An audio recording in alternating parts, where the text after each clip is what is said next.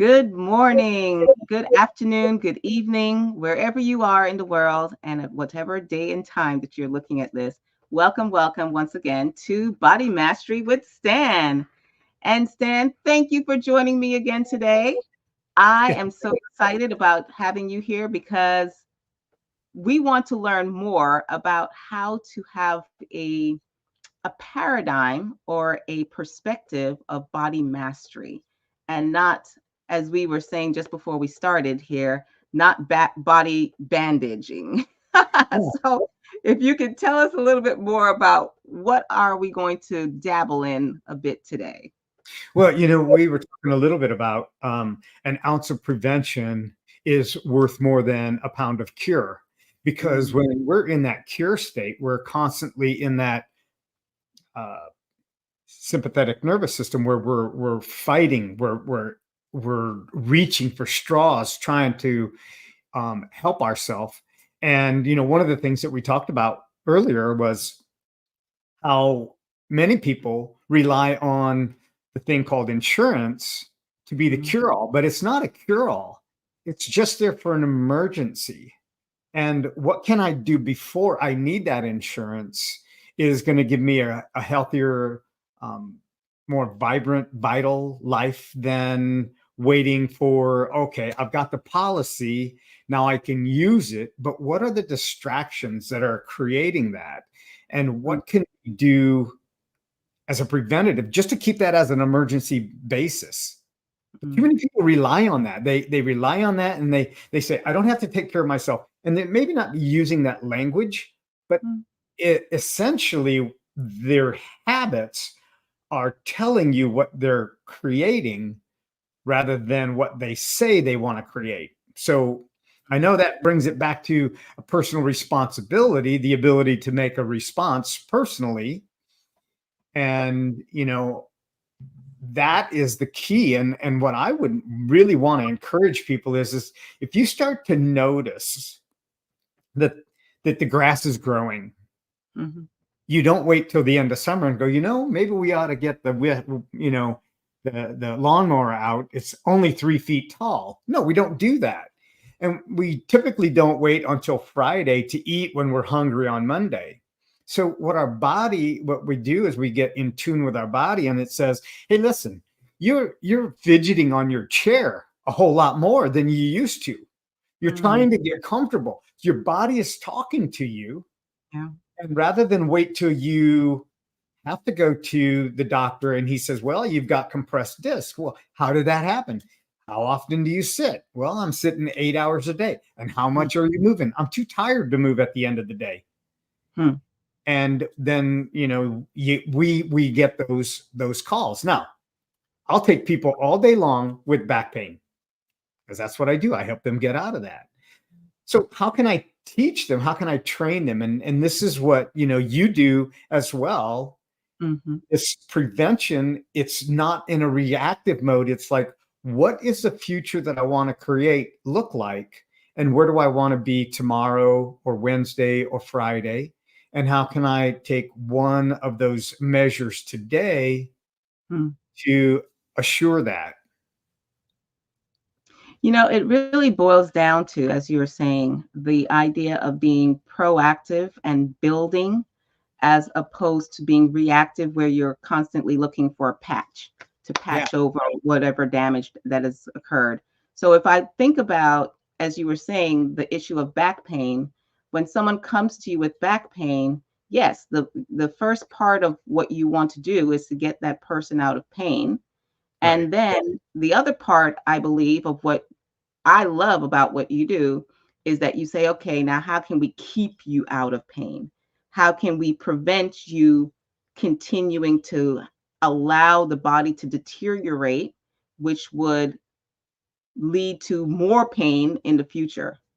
So, could you tell us a little bit about what are 5 things that you think we should focus on building as part of our prevention approach with regards to our body mastery?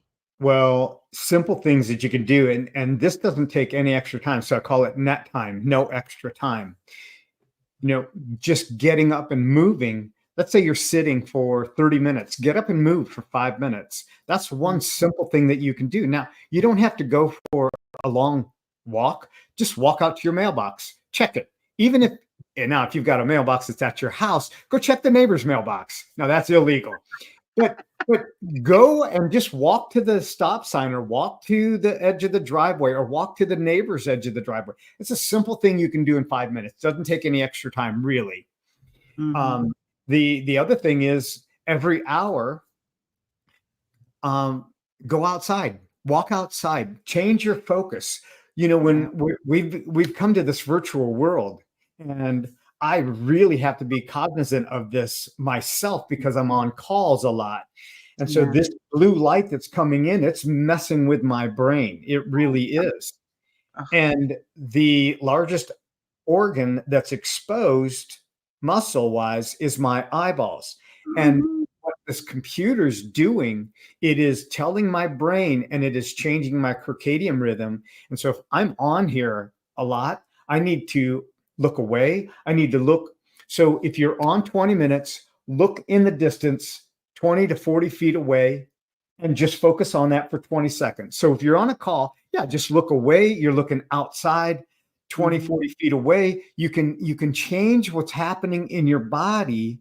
And now you're activating that muscle in your eyes. Otherwise, it really messes with our vision. Wow. I talk about hydration constantly. I can't tell you how important hydration is, especially since we're in a virtual world. And there has been more that's expected of us that we've gone to a virtual world, because you don't separate your work environment from your home environment. Now there's a fuzzy line that's come in between. Now, if you don't have a separate area, and let's say you have an emotional experience on a call, and you end your day with that emotional experience, whether it's an email or whether it's a meeting that did not go right. Now, every time you walk into that room, that emotion gets triggered. So separating yourself, putting division between work and life balance. The other thing is definitely sleep. Sleep is so critical. It's so overlooked. And I know we've talked about this before. And then nutrition. And this is something that, working with you, it really comes out, because you really give an unadulterated look at what is it that we're putting into our body for fuel. Now, nobody that I know would take and put sudsy water into their gas tank of their vehicle, because it wouldn't run right. But if we do the same thing with the foods that we're bringing into our body, and we ask the question, why is it not running right? Well, right there's your ounce of prevention to prevent a pound of cure, because it takes a minute or more to reverse the damage that's done. And, having somebody like you, Michelle, having you as a coach, having you going, okay, what is it that you're doing? And let's look at that. And there's no judgment in what we're doing. You and I both, our focus is on our clients. And I know just from speaking with you personally, and also hearing from people that you've worked with, and they say, the first thing that Dr. Michelle asked me was, what are you putting in your mouth? And it's not a judgment. It's so that you have a log so that you can actually see, what? I thought I drank 8 glasses of water today, but when I logged it, this same full glass was full at the end of the day. And I don't have where I got up and refilled it. What happened? And this is the beauty of working with someone like you on the integrating health into your practice, and having that mentor that says, hey, look, I've been through this rope before. This isn't my first rodeo. And, you don't go in to lasso whatever it is you're going to lasso without a rope. You just don't do that. It doesn't work. So Yeah. reeling it in is those are just the simple things that people can do, and it doesn't cost anything. So I love that you make it so simple and you're really bringing it home in terms of little things that we can do to prevent what people think is the eventual outcome. So we have this mentality of, well, this is where you're going to end up. So, hey, here's your health insurance, quote unquote. It's just like life insurance, the same misnomer. Nobody thinks life insurance has anything to do with life, do we? Right. We understand that life insurance actually has to do with when you're dead. And the same thing with health insurance. It has nothing to do, really and truly, with keeping you healthy.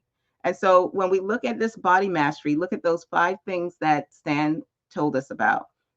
Number 1, if you realize that you are in front of a blue screen, recognize that it is playing tricks on your brain. So take time to look away for a couple of seconds, look off into the distance, and give your body that break from the constant exposure to the blue screen. Second thing, look at the fact that we're sitting so much. You know, Recognize if you're in a meeting in particular, get up, go down to the mailbox, walk around the block, walk around your house, walk around your apartment building, whatever it is, give yourself that little break. Look also at your water consumption. How much water are you actually drinking? Look at your food consumption.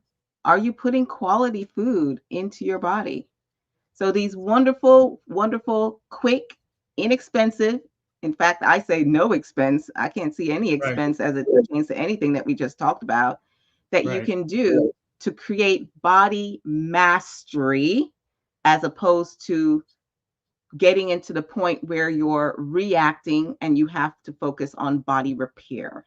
So thank you so very much, Stan, for reminding us of the little things that we can do to create body mastery in our lives from day to day, moment to moment. Anything else, Stan, before we wrap up for today? No, it doesn't have to be complicated. That's the Mm, beauty of this. We keep it exactly. simple. Exactly. So until next time, my wonderful ladies and gents, peace and blessings.